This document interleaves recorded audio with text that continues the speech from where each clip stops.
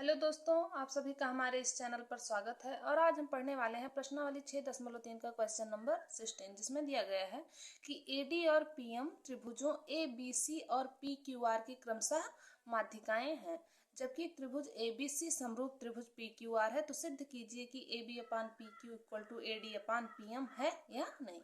तो यहाँ पे हमने देखिए त्रिभुज बना लिया है कि A B C P Q R, और इसकी माध्यिकाएं ए डी और पी एम हमने खींच दी है। अब इसमें जो दिया है उसे हम लिख लेते हैं। क्या दिया गया है?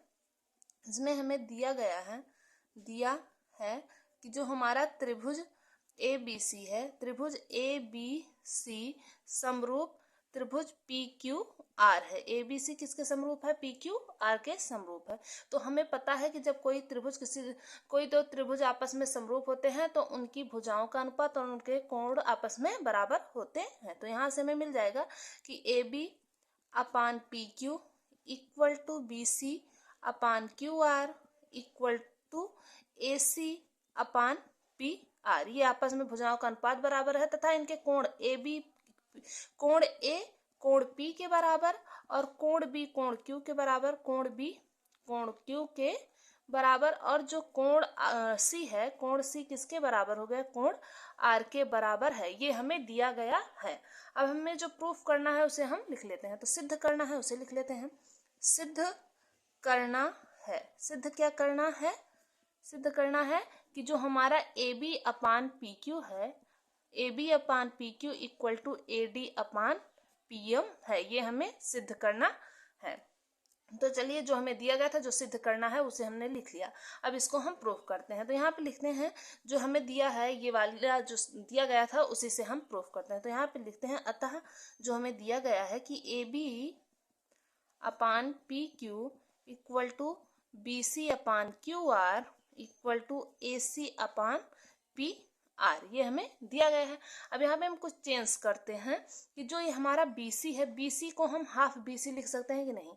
अब हम अगर ये त्रिभुज और इस त्रिभुज को समरूप दिखा दें, अगर इस त्रिभुज को समरूप दिखा देंगे तो ये जो हमें प्रूफ करना है, इस यहाँ से AD और PM भुजा हम आपस में का अनुपात बराबर कर लेंगे। तो चलिए, इस वाले त्रिभुज और इस वाले त्रिभुज को हम बराबर पहले दिखाते हैं कि ये समरूप हैं या नहीं। तो यहाँ से अगर हम इसको BC को हाफ BC लिख सकते हैं ना, तो यहाँ पे हम चेंज करेंगे AB upon P Q equal to BC की जगह पे हाफ BC।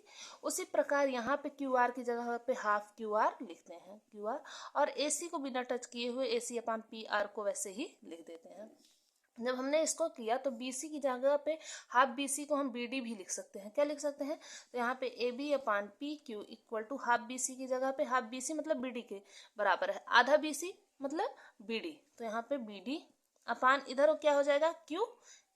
QM, और यहाँ पे क्या हो जाएगा? AC अपान PR। यहाँ पे हमें ये मिल गया।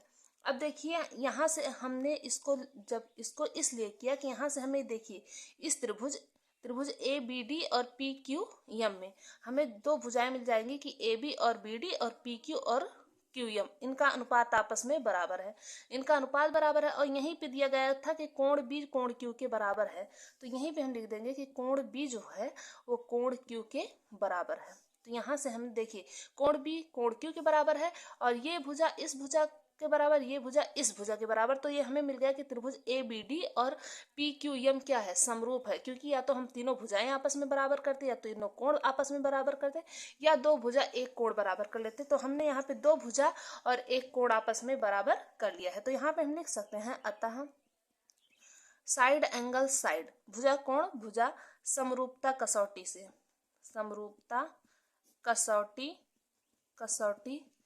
से हमें क्या मिल गया कि जो हमारा ये त्रिभुज ABD है, ABD ये किसके समरूप है? त्रिभुज PQM के समरूप है। हमने इतना क्यों किया कि हमने इस त्रिभुज और इस त्रिभुज को इस वाले त्रिभुज के समरूप दिखाना था, इसीलिए ये किया। तो यहाँ से हमने दो भुजाएं पहले बराबर कर ली, फिर उसके बाद एक कोण बराबर कर लिया। कोण कहाँ से बराबर किया? क्योंकि ये हमें दिया गया था। अब हमें पता चल गया कि ये जो हमारा त्रिभुज ABD और PQM है ये आपस में समरूप है। जब त्रिभुज समरूप होते हैं तो उनकी भुजाओं का अनुपात भी बराबर होता है। तो यहाँ से हमें मिल जाएगा AB upon PQ equal to BD upon QM equal to AD upon PM, AD upon PM। ये हमें इनकी भुजाओं का अनुपात भी बराबर मिल गया। अब हमें प्रूफ क्या करना था, हमें यही तो प्रूफ करना था कि A B upon P Q equal to A D upon P M. तो हमें जिस भुजा की जरूरत है वही भुजा हम लिख लेते हैं। यहाँ पे देखिए A B upon P Q equal to A D upon P M, A D upon P M. यही दो भुजाओं का अनुपात दिया गया था, ये वाली नहीं दी गई थी, तो इसको हमने यहाँ पे लिख लिया और जो हमें प्रूफ करना था वो प्रूफ हो गया, प्रूव्ड। आशा करती हूँ कि आपको ये क्वेश्चन समझ में आ गया होगा। यदि आपको क्वेश्चन समझ में आया तो प्लीज़ हमारे इस चैनल को लाइक, सब्सक्राइब और शेयर करें। धन्यवाद।